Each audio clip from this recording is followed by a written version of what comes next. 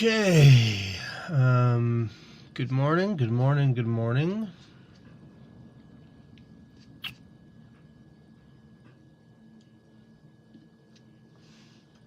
Let's see. AA Daily Reflection. I haven't done this before. Oh, I gotta put it on the screen. Share screen.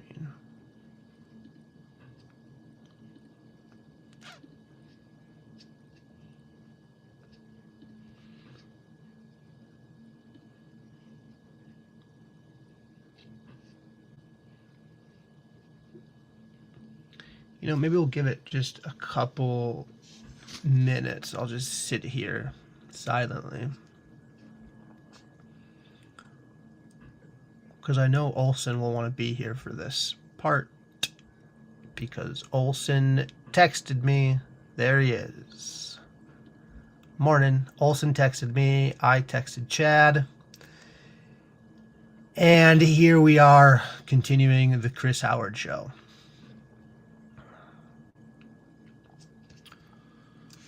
Okay. Love and Tolerance, March 20th. Love and tolerance of others is our code.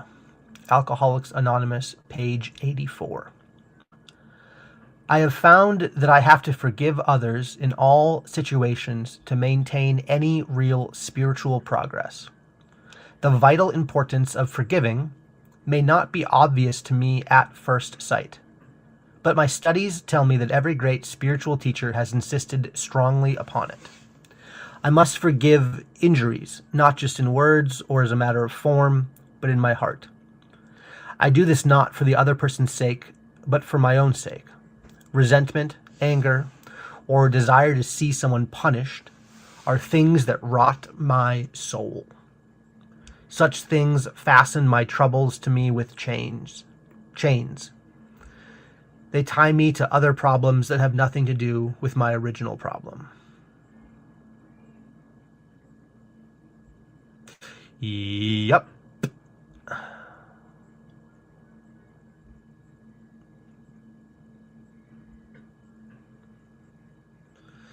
I think that soul rot thing, resentment, anger, or a desire to see someone punished are things that rot my soul. I've felt that deeply in the last year, and I've even just recently I found like a deeper, darker recess where there was like. So it's funny because I didn't say chains. Such things fasten my troubles to me with chains. They tie me to other problems that have nothing to do with my original problem. Yeah, I had the sense that I was tied to people that I hadn't forgiven.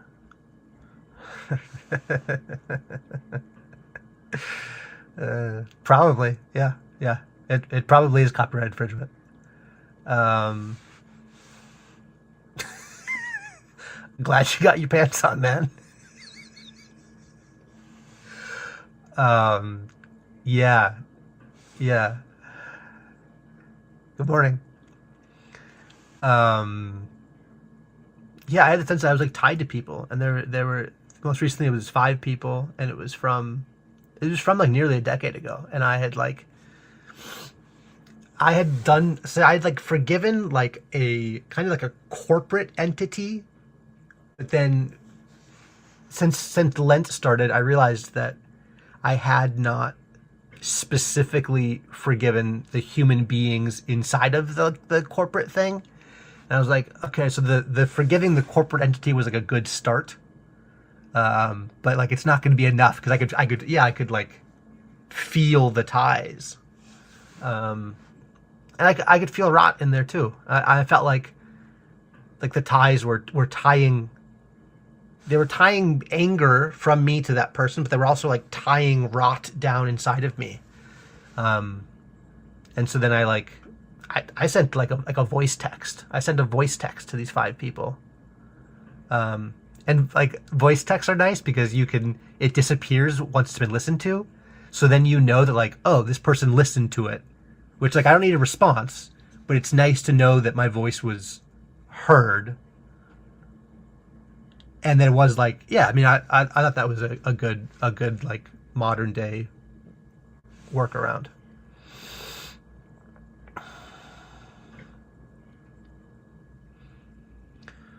Well, you know, Chad, that's the beauty of the spiritual journey, is that some folks just don't have the same problems, you know? Like it warms and gladdens my heart that you've never had to forgive anyone. I think that's a really beautiful gift.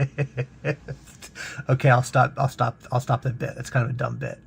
Okay, I'm gonna drop the link. Do I really have to show my freaking YouTube history?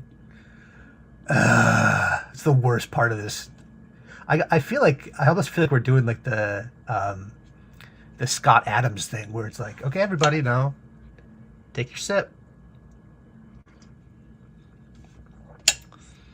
It's like, okay, everybody, here's my YouTube history. All right, we're gonna do it. No, take this off the screen, and then I need to share the screen. Do the YouTube one. Then I come back here, I add this to stage.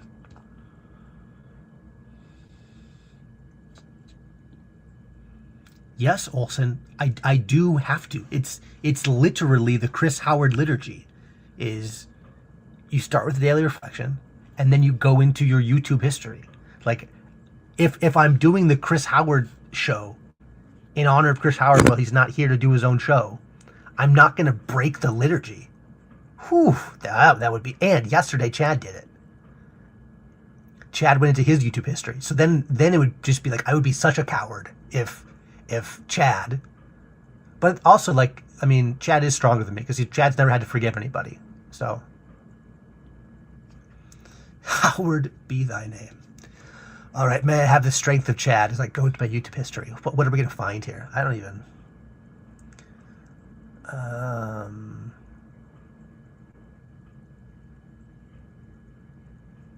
Do I just go view my channel?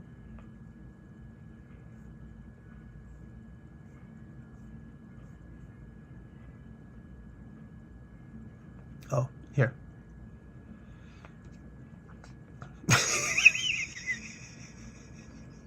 Of course, the first thing I'm going to find is a secret video that I can't talk about.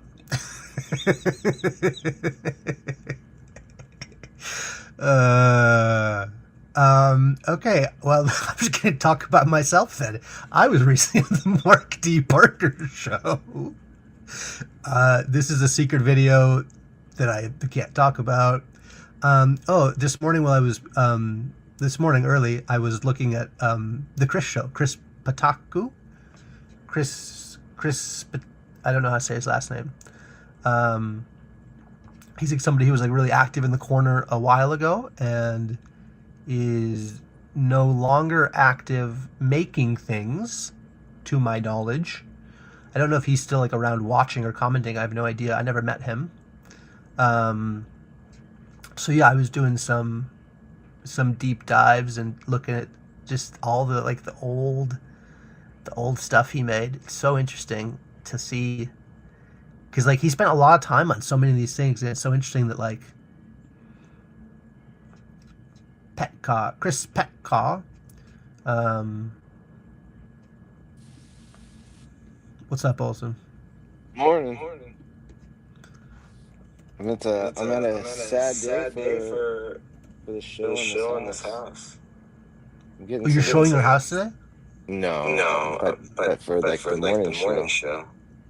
I'm getting to the end of laundry in this house. Does that mean you're getting to the end of being on the show? No, just the house. Just the house. Echo. There's echo.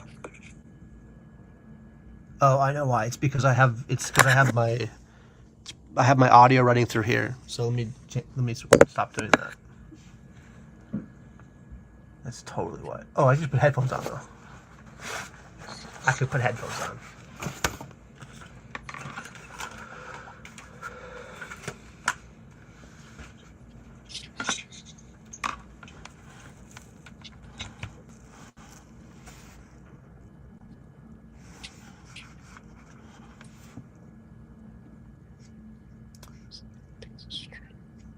Okay, that should. Testing. No echo. Nice. Okay. Yeah, it was me.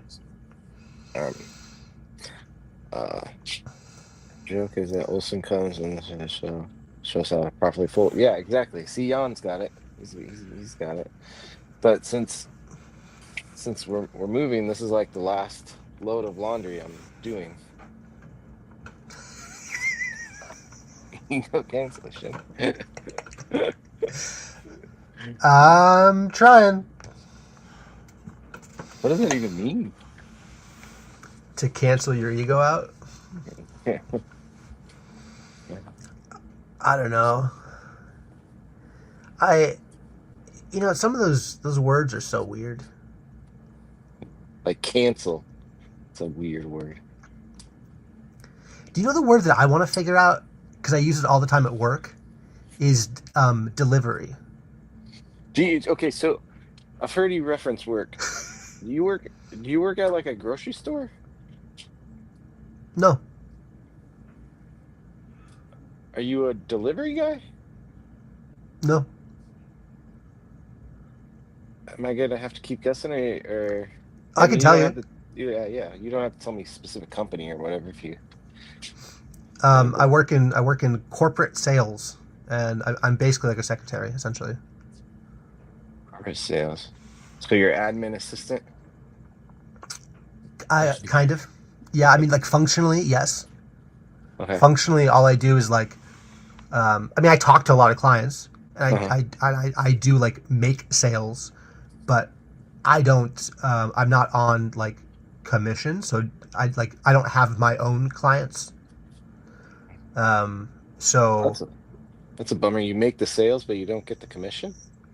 Well, I'm on the corporate side of things, so it's different because there's a small team of us, and we're all working the same client. Because,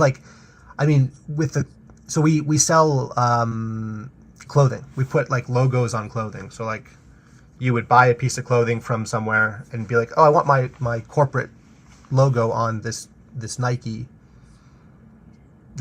quarter zip." And we would be like, "Okay, do you want that screen printed? Do you want it embroidered or whatever?" And then we would put your company's logo on the Nike or the Patagonia or the whatever, or the cheaper brand, etc. Yeah, you might be picking up new clients today. Well, unless they are CEOs of corporations, I'll have to give them over to a friend in small business. There's just so many emails that it wouldn't be possible for one person to like manage. Mm-hmm. Yeah, a lot of emails. Well, I don't have his phone number, so I've never called him. So I don't know what you mean, Yanni. Biggie could apply to both of us.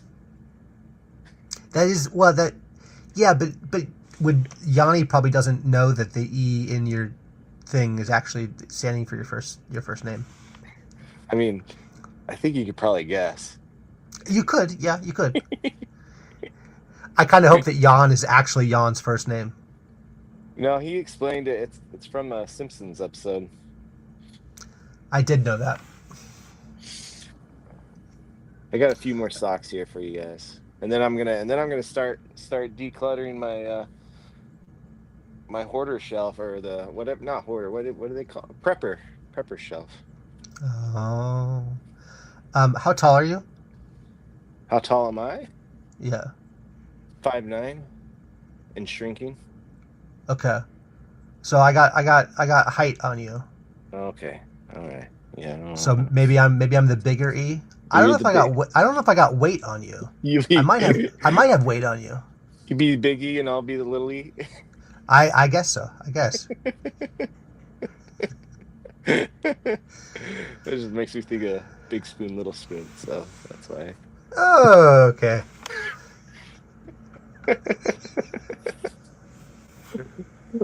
No official client. Oh, for the FBI? Yeah, probably. I'm probably on a lot of lists. I gotta pass a background checks for my new position, so hopefully I'm not on too many lists. Sales clients. Maybe the long E. Okay, one of my favorite things about I don't really do this much, but I really like if doing it like a stream like this where it's a live stream, but there's not like I'm not like talking. Most times I do a live stream, I'm like talking, trying to like make a point or an argument or something. Hmm. But when it's like this, I really like because I like playing the comments as if they were like musical notes.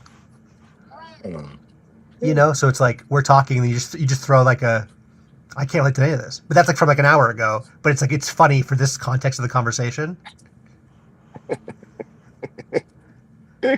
Um, you know, because earlier you were talking about The Simpsons, and if we start talking about Yeah. The Simpsons, we should probably ask, Is is this this copyright infringement? Yeah, yeah. There you go.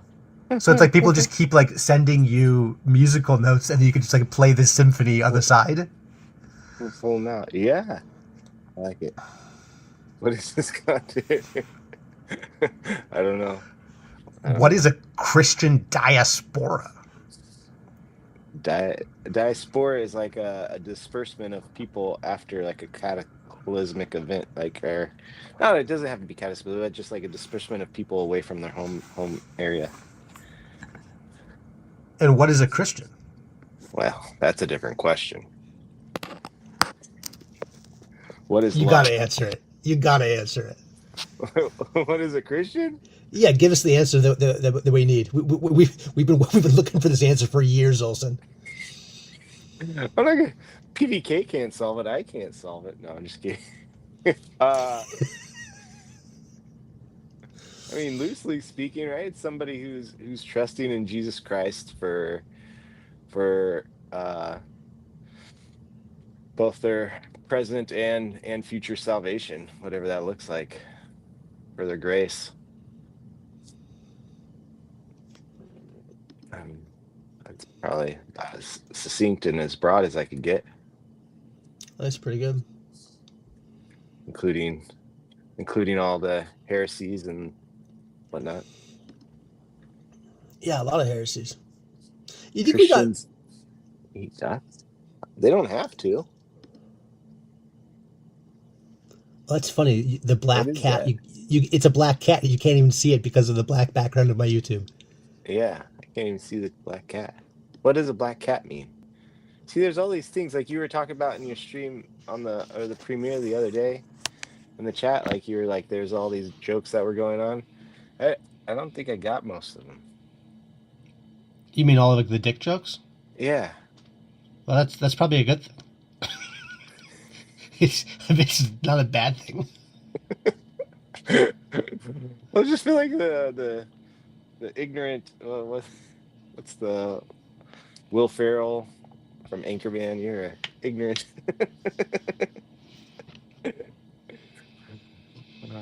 I've actually never seen Anchorman. I've only seen like clips. I've never. That's just Really? one that I missed. Yeah, I just missed that one.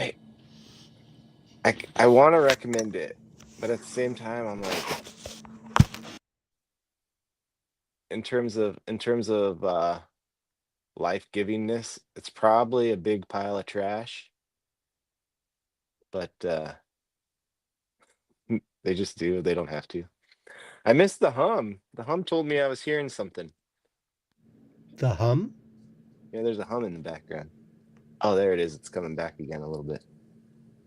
I think I got muted briefly. Okay, there you go. So long. Oh. It is. CW is jumping in with the definition to his own question that is his name. All right. Someone who has faith in ...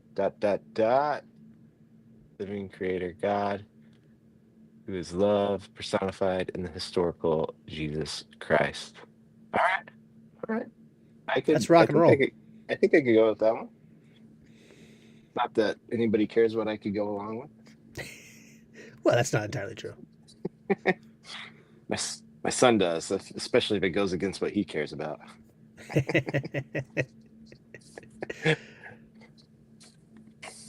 Wait, where's the...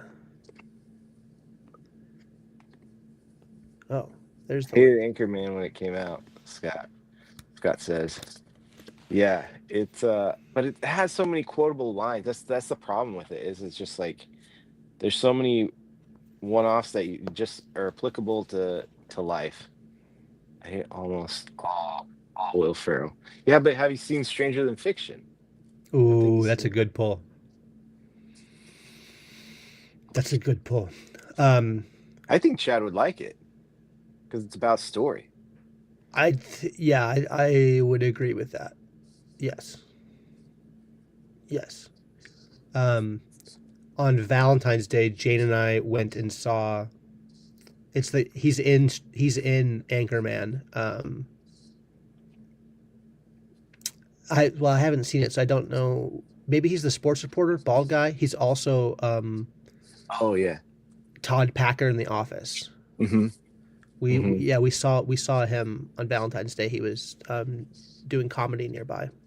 Okay. Do you for most of your comedy, do you go over to Milwaukee or do you go to Madison or do you come down to Chicago? Um, there is actually a place called the Milwaukee Improv, which is not even in the same county that Milwaukee is in, Right. Yeah, which you don't need it. nearly every comedian makes fun of when they come because they're like, I came to Milwaukee Improv and I'm 40 minutes from the city of Milwaukee. Um, but it's probably only 30 minutes from like downtown Milwaukee. So we'll often go there just because they're bringing in the biggest acts.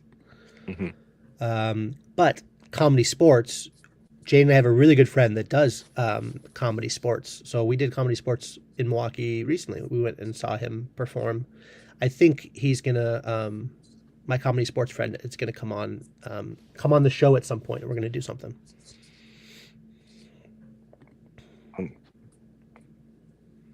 I don't know what comedy sports. Oh wait, not Chris. Improv comedy. Improv. Oh. Do you know improv? Yeah, I mean, I've seen it spoofed. I've never really seen it done, like So on The Office. in Milwaukee, we have a thing called Comedy Sports that I know is like lots of other places, and there's other ones. Chicago has tons where it's like, oh, Comedy Sports is there, but I'm trying to think what the big ones. I can't remember what the big ones are. I mean, it's kind of like SNL. Like Mhm. people that do improv, their goal is to get to SNL. That's like um, the biggest one. Yeah, we should do a double date to Comedy Sports, Chad. That would be a blast because we like that. Yeah, I've never whose been to line? a comedy con. I've never been to a comedy club. Well, improv's cool because it like there's tons of audience participation and like they'll call out to the audience like Mad Libs basically when they're like, I need a place, I need a thing, then people shout things. Hmm. And so then all of the comedy's happening like live and on the spot. So that's like there's no you can't plan it. So kind of like teaching. I mean, there's a vibe there, and there's also like they pick different games. So comedy sports, there's like two teams of three or two teams of four, and there's like a team captain. The team captain will be like, I want to play this game, and then like that particular game has a certain set of rules. So like, I don't know, one of the games is like they bring an audience member up, and the audience member has to like tap the arms and legs of the people and like move them. So there's like a scene happening, and the audience member has to move the people on the stage to be in the right positions based on what's talking being said, what's happening. And then, of course, as they're moving, the people are moving in the wrong way, which then creates comedy. So, like, yeah, it's so funny. And it's all ages, so clean, and that's fun. Yeah, Okay, that's good. yeah. Yeah, I feel like a lot of comedy things like aren't so clean. Often not. Yeah, like the whole. I can't think of what the word is. Like crossing the boundary is like where a lot of the humor comes from. Hmm. Hmm. Did you ever watch the Jerry Seinfeld Comedians in Cars? I think I've seen it at least. Mhm. It's interesting. The thing I really like about it is when they like really start getting in depth into like the weeds of like how they do their comedy, because they're usually they're experts. They're both comedians usually. Uh, good night for now. Good night. Yeah, I think he's over in Europe or North Africa. I think he's in North Africa. No, he's in Minnesota. He sleeps 3 times a day. He has an incredibly strange sleep schedule. Oh, okay. Yeah, that's cool. Oh, well, good night. What is that noise? It's my seatbelt. Sorry. Scott, I didn't know you're here. Hi, Scott. Hey, man. Good to have you back. Are you did your grand adventure happen? No, I leave tonight, Okay. and we switched it to New Orleans. New Orleans. Oh. You're gonna go see Neil? Who? Neil's down there? Yeah. Yeah, that's his town. No kidding. Yeah. I don't know. I wouldn't be opposed to it. Stop by. Maybe do my rando live in his studio, and he's Catholic, right? Yeah. Yeah. He's good. Yeah. Maybe live in his parish. Yeah.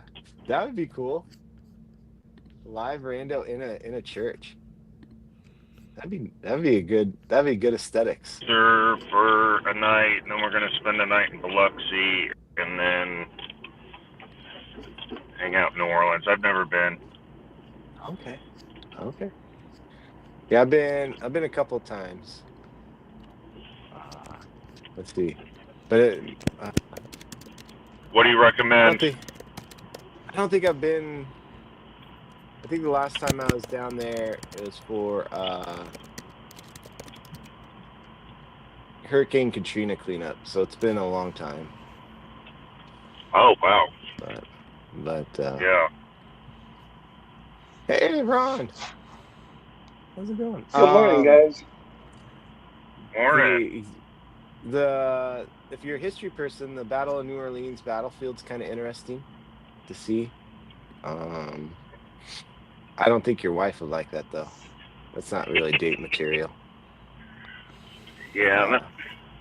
I've never gone to it with the idea of romance. So That was one reason why I switched it to New Orleans, was because DC isn't really anniversary, even though I'd really love to go and see the things. mhm. There's a lot of great food, so I'd suggest like just kind of planning out some food stops and then working your days around those. I don't know. I have no idea. I'm terrible. I don't know. I'm gonna stop talking now.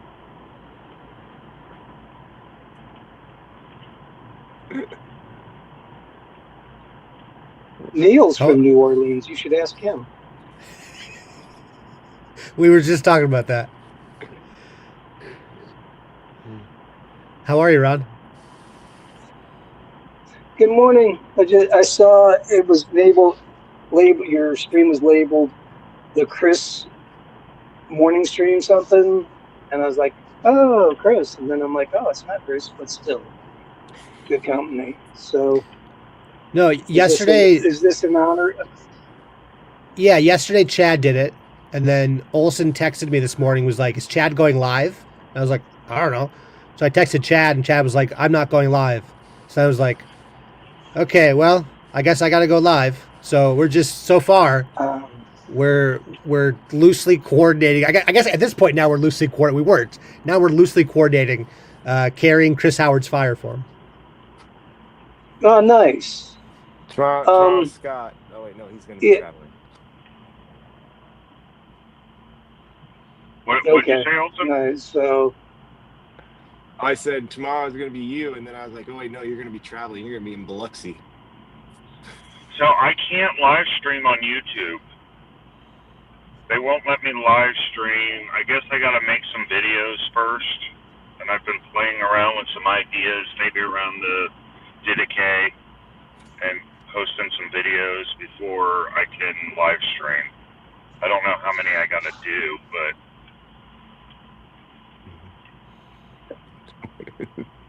Yeah. You mean live stream from your phone? Well, I've tried to get onto YouTube to live stream. I don't know where I was, but it wouldn't let me.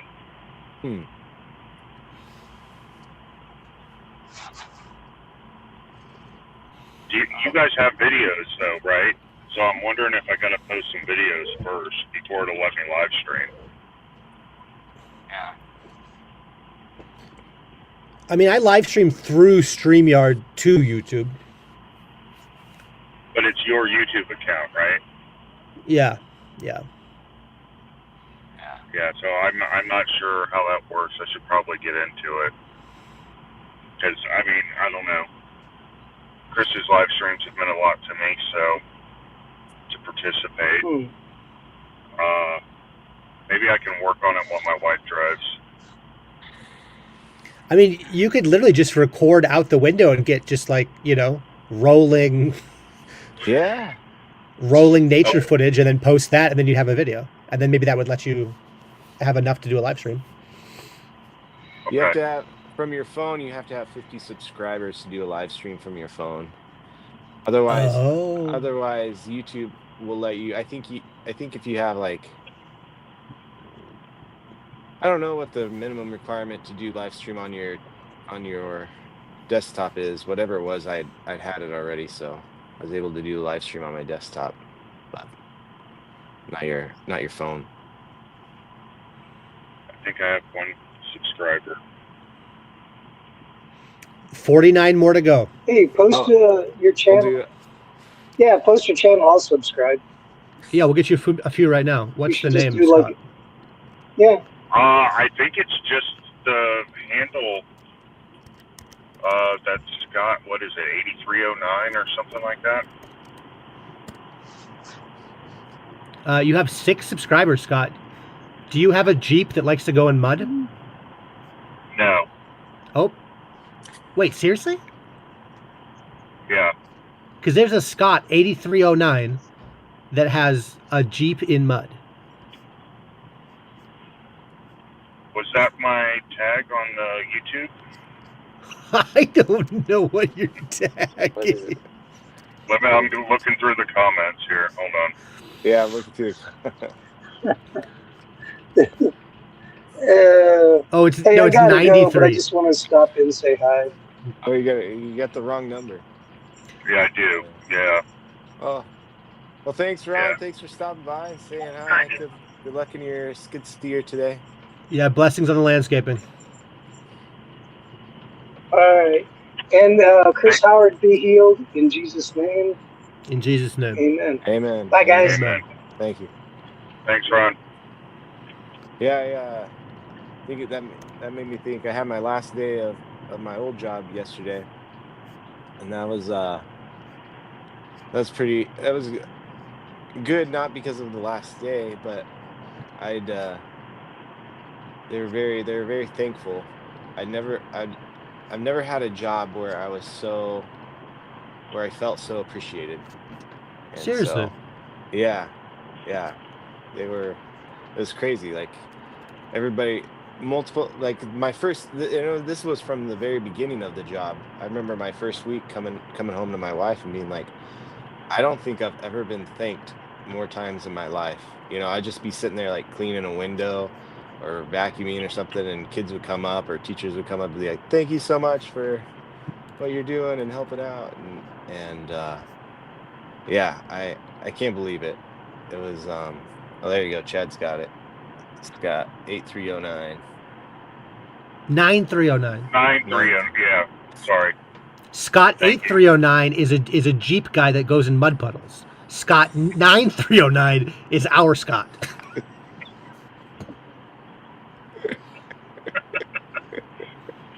Our Scott. That was sweet. That was sweet. Thank you. So yeah, it was really kind of hard actually to leave. Like it was, I got a little teary at the end, especially when I was picking my son up from his class. I got a little teary, almost, seeing him hug his teachers and and his friends, and you know, and he's in first grade, so you know, it's like, yeah, to see that he had a really good group of people that kind of understood him, and he's a sweet boy, and a little on the special side, but I think a lot of, you know, that's one of his redeeming parts. But at the same time, like, he doesn't have, in terms of what he projects out into the public, he doesn't have an aggressive bone in his body, and so I'm really worried him going into another school, you know. Mhm. He doesn't have the protective mechanisms, and what he does have is like, he bottles it up, and then when he gets home, he takes it out on me and his mom, because he knows we're a safe place, and so he can get really angry at us, and he does, like, he gets really angry, and and instead of getting angry at the people around him at school and stuff, which I figure is all right. Like, if you're gonna get angry at somebody, it might as well be me. But I worry about getting him into another school. So, anyways, but yeah, last day at work was yesterday, and so it was really good. And they made a video. Some of the Spanish students made a video, and it's like almost like I died. Like, it was supposed to. They started at the beginning of the year, and they were gonna do like "Donde está?" or like where are you in Spanish? I forget. But yeah, where are you, Mr. Olson? You know, you're always working. And then I'd like peek around doors and stuff. So it was supposed to be kind of funny and humorous. And then once they found out I was leaving, then they like made it like, and turned it into like a goodbye one, and it like it went super dark and deep real quick. So I'm gonna see if I can load it onto my channel, just for memory, you know, unlimited video storage. Don't tell YouTube. And so yeah, but it was good. It's sweet, and yeah, got some sweet notes. I don't ever know. I've never known a janitor to have gotten notes from students that thanking them. So it was really sweet. So I don't know. Yeah, it was hard. I don't even know if I ever met any of my janitors in school. Yeah. What I kind of figured out is, especially for our school, because, you know, sometimes the janitors come in after school, but I was there to be there during school, especially if something went wrong with the facility, because I didn't just do janitorial work. I did, like, you know, HVAC and stuff like that, but I'm in plumbing, you know, and so if there's a plumbing emergency, you kind of need that person there. But I found a lot of like keeping stuff clean, or like a lot of it is the perception of cleanliness too. And so I'd always make sure the entrances were really clean, and that they smelled really good, or they smelled like it was clean, because as people come into a place, they say your olfactory nerves are some of your most ones tightly bound to memory, and so having that be clean is probably a good memory for them. I read somewhere, where was it, that what's the Febreze, when they first developed the chemical, like, it didn't have a smell, but it would neutralize the smells and keep them from being able to work. And so it didn't, they would spray it, and it didn't take off as a product because it didn't have any smell. And so finally they actually had to put smell into Febreze that made it smell fresh, for people to think that it was actually working. I can track with that very easily. Yeah, that does make sense. Yeah, it's almost like a priestly duty where you're going around like making the thing like smell nice, like incense, and that's wild. Yeah. And so not only is there the reality of cleanliness, but there needs to be the perception of cleanliness. That's really awesome that you took that degree to what many would say is a mundane job, and the recognition you got for it. Yeah. So hopefully now I'm going to be entering in a job where I really feel where I'm going to be really steep learning curve, super steep learning curve. So hopefully Gosling 8309. Scott, how long are you in New Orleans for the anniversary trip? We're kind of flying by the seat of our pants. We should be in New Orleans Sunday. Yeah, Sunday night, and then probably be there through Friday. So about 5 days. Are you wearing a leather jacket right now? I am. Okay, literally Gosling 8309. What's that?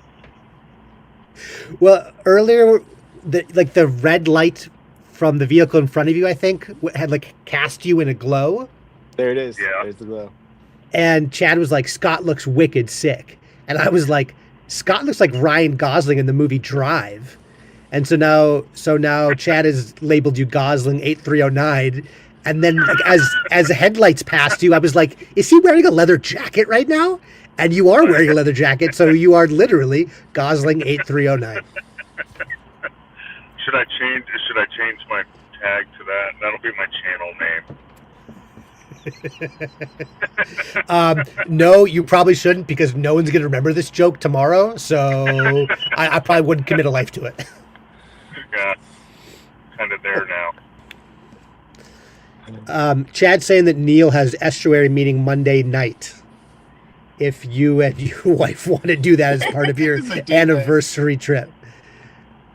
Hey, honey. Yeah, Chad, could you send me? Do you know the address?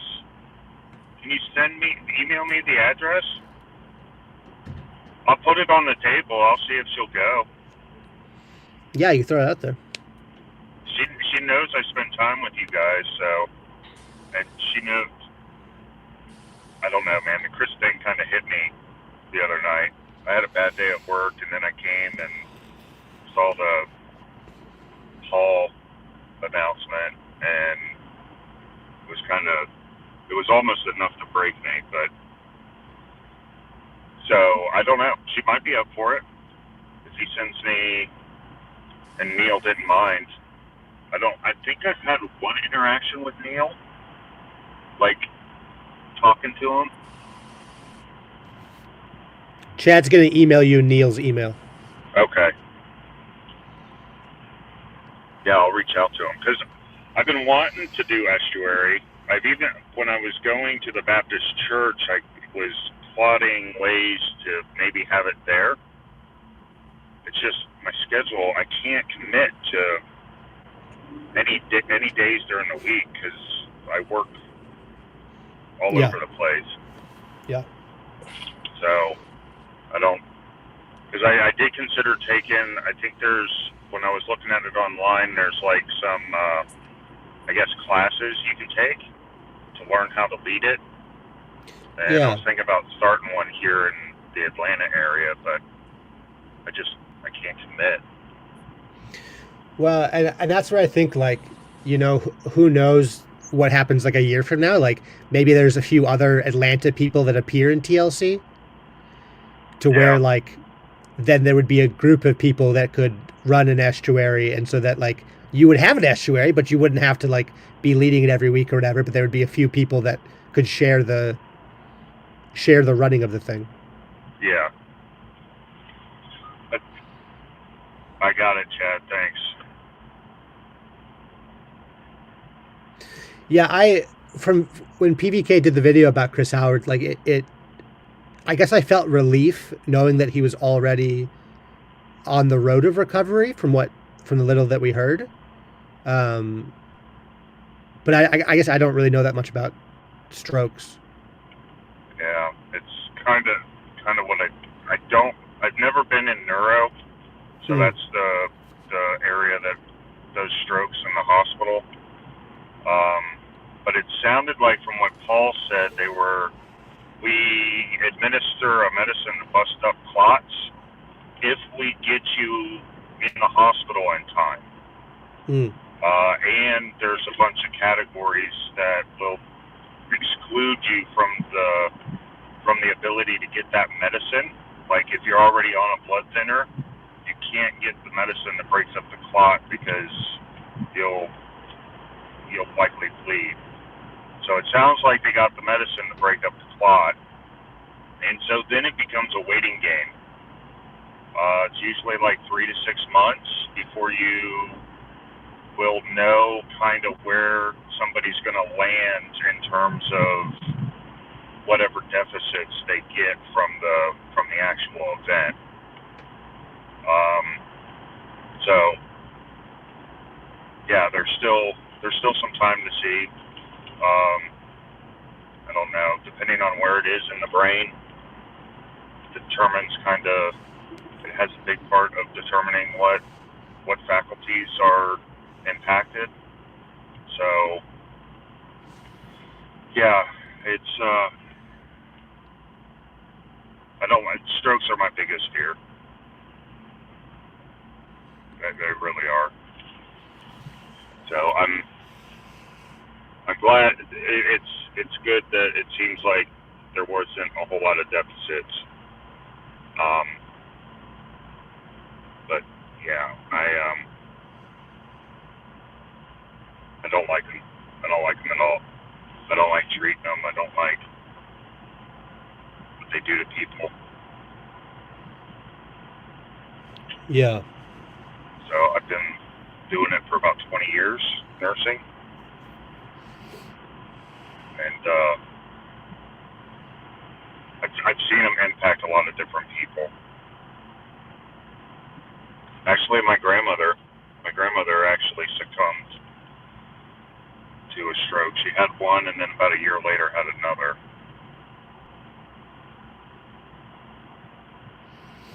Yeah, my Yeah, wife. Sorry. No, my wife is an occupational therapist, so she sees a lot of people like post-stroke, and then Yeah. helps them kind of.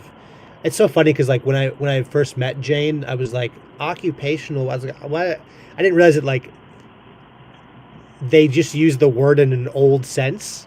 Like I'm shocked they haven't updated the word because everybody hears occupational therapist. And they're like, she helps people with careers. It's like no. She's focused on the upper body. Like I don't know, man. So you have physical therapists and occupational. You probably know this, but they tend to work with more fine motor skills, so more detail oriented. That's the way I separate it out in my head, because they are different practices. Physical therapy works with the big muscles, and then occupational therapy, smaller muscles, finer movements. But yeah, we work very closely with the occupational therapists in the hospitals. You know, I think they're the most underrated people in a hospital. They have master's degrees, and they don't get nearly the cred they deserve for what they do and for how smart they are. Yeah, I mean, I met Jane when she was finishing her master's work. And right now she's like focusing on, she wants to go to pelvic floor as like a deeper specialization. But it's interesting because like most of the talented OTs and PTs, they really could do the whole body. They just, for whatever reason, the profession was like split. And I even think it might be, I mean, maybe it's just for like time, but I think from a knowledge standpoint, it would almost like help if one human helped another human like use all of their muscles together, which is basically what they do. Cause like she has a lot of like co-treatments where she'll like work with a PT on a patient. It's so interesting. Well, that actually touches on one of the things I think is hurt medicine, is that it's so siloed.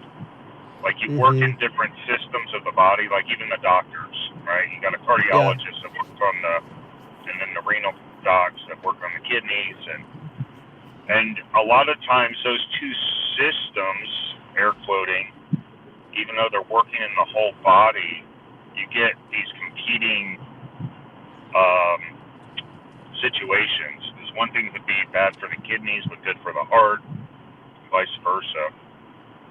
It's it's kind of siloed everybody off, and I don't know. I don't know how you would even implement it, but it seems like, to your point, it would be better if you were kind of focused more on the whole. Well, and I think that's happening like across the board. So like sometimes I'll be in conversation with somebody. So I'm jumping fields here, and I don't know, they'll talk about like theology, and they'll be like, "What is your soteriology?" And it's like I don't have like a specific like study of salvation. Like I'm not thinking about that because like I don't think you can break apart just Jesus into like a salvation thing as if that doesn't impact your cosmology, how this whole thing began. Like all of these, we love to like see a whole and then split it into parts, which is helpful. But then we go like, okay, now we have the parts. So the parts are the real thing. And we don't need to be concerned with the whole thing. And we like pretend that the parts don't interact. But like, it also, we make it simple kind of. We simplify things. And it works to a degree in that simple way. But I think that a lot of medicine is focused on like symptoms, which comes from parts. But like the best doctors that I've ever interacted with are able to like see the whole and then like deal with the whole thing and like root out the rot. And then it's like, oh, this person's fixed now. Wow, it's incredible. That was an act of healing. And like they won't be back here in a month.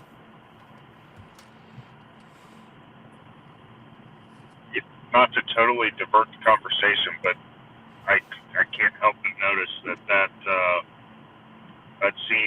reminded me of Jordan Hall's kind of meta-crisis kind of thing, where he was talking to a bunch of people in a bunch of different fields, and they all had this big worry, and we're all looking at it separated out, but really there's a bigger layer that we're missing with our specialities, our specialization that we can't see. Yeah, it's funny because like in the old days there was like the term like the Renaissance man, which I was love that term. which was basically just a term for like a generalist, somebody who like wasn't specialized, but was like just dangerous enough in different fields to like play. Like they wouldn't be a master at anything, but like they just focus on different kind of mastery. And we've just kind of lost the entire generalist class because like what would you do with them? How would you hire them? How would you employ them? We don't have, I mean, maybe like think tanks. So maybe in like elite levels, there's room for generalists. But if you don't go to like elite levels, I don't. Well, you have that in the medical field to bring it back. Do you? I would say in the hospital, probably the most generalist doctors would be like your ER docs. They do a little bit of everything. They know enough about every field to know where to steer the ship, like what specialist to call, you know what I mean? And then below that would be like your internal medicine docs. So those would be like your general practitioners. And they even use the term. So like Yeah. that would be the role of your primary care provider. So whoever your main doctor is, they're the generalist. Yeah, I haven't been to the doctor in a very, very long time, so I can't speak to that at all. But the ER doctor thing is interesting because my family's watching The Pit on HBO, and we're obsessed with it. You're the second person this week that's told me about that show. Well, it might hit too close to home for you. I don't know. Well, I can't watch TV medical shows. Yeah, I that's just sit there and pick them apart, and my wife can't stand me. I just ruin it for her. this one is it's another level. It's because like the way the show is structured, it's every episode is 1 hour of time, and the one season is one shift. Yep. So That's how it was described. yeah, they can go into a lot of depth because there's time. There's a lot of time for for the different things. But the main guy, yeah, like it's in the Pittsburgh ER, the Pit, and he's totally a generalist because I never thought of him like a Renaissance man, but that's absolutely what it is. That's so interesting. Yeah. That's how I view myself, a failed generalist. Me too. Me too. I really love the term Renaissance man as a younger person. I thought of people like Michelangelo and Da Vinci and how they did multiple things. They weren't just one thing. And I love that idea. Like, why corner yourself and make yourself so specialized that that's all you can do? It just, ugh. It's like I would feel trapped if I only knew how to do one thing. Yeah, that might actually be one of the biggest things that we all have in common in the corner is we're just a bunch of generalists. That's what I was thinking. I was like, I wonder what the proportion of self-identified. You know, on LinkedIn, that's what I put as my, you know, you put your career or whatever, and I put aspirant polymath. Well, maybe the idea of a specialist is actually kind of folly. That it actually, like maybe everybody's actually more of a generalist than they are a specialist. At least in the world that we live in. Hi, Chad. Morning. Hi. Can you hear me or no? That makes Yeah, sense? I get you. Yeah. We're thinking. You said something thought-provoking. So I noticed this about my wife. So that this comments I was making about how there should be like a generalist advocate, in other words, some sort of consultant that's independent of the actual hospital or the doctor or the whatever. But and the reason why I say this is because like I've noticed my wife is really good at this. She does this thing where she can like her father was having these difficulties, and all the doctors missed it. Nobody mentioned anything about this, and she just like was thinking about it and researched it, and she actually diagnosed what he's actually dealing with. You know, and I think because she's it's a personal relationship. She's done this several times with him. Like back in COVID, when they were putting people under for whatever the incubators or intubation, people were like pulling the plug on their family members because they would go into these comas and they wouldn't wake up. Mm-hmm. And that the hospitals were like urging people that they should probably just give up or whatever. But she found articles where people would actually wait longer and then they would just wake up. And so she ended up telling the hospital, no, we're not going to do it. And then he just woke up. We're talking about like a month later he woke up. And so the reason why I say that I think it'd be interesting if there's generalist advocates in the medical system, because a lot of people like me are very incompetent and I don't really know where to begin. I don't know how to talk to the doctors. I don't know how to, I get too flustered. And so like independent generalist consultant would be a good thing to have. Somebody whose actually job it is to advocate for you. I'm sure they must have something like this. They do, because it's in the Pit season 2. Okay. I haven't come across that. I mean, My wife would really benefit from having somebody like that because she Yeah, has I so mean, many different medical issues. Like, and she has, you know, an oncologist. She has a specialist oncologist. She has a heart. She has like a cardiologist, and then she has electrophysio, like electrocardiologist, and then she has a gastrointestinal person, and she has like two gastrointestinal. And then she has her general doctor. She's got her lady doctor, and she's, you know, so she's got like all these different doctors, and her general doctor is supposed to be kind of coordinating it all, but it's like too much just for one doctor to track one patient. yeah. So, like in Grim Grizzly's terms, you would have the shadow matriarchy would be kind of like that, right? They would all be like, you know, hanging out in the kitchen while the guys are out there drinking whiskey and smoking cigars, and the ladies would be like, you know, cooking and talking about men or whatever, the kids and the men. But they would be able to share this information across back in the background there. Women always got things done this way, and men could never do things. Men never get shit done. Women do, but yeah. So I don't know.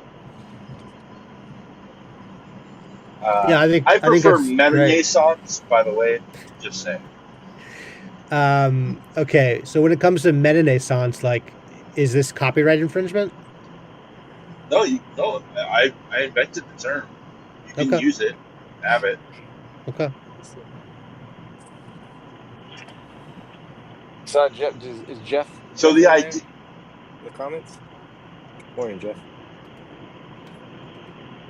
The idea of meta-naissance is so renaissance is a rebirth. That's what renaissance means. So So meta-naissance is like it pulls from the future, it pulls from the past, it pulls from all different mediums, and we're in an age where a meta-naissance makes more sense than a renaissance. what's the Because prefix you're using? Meta. meta. Meta. Okay.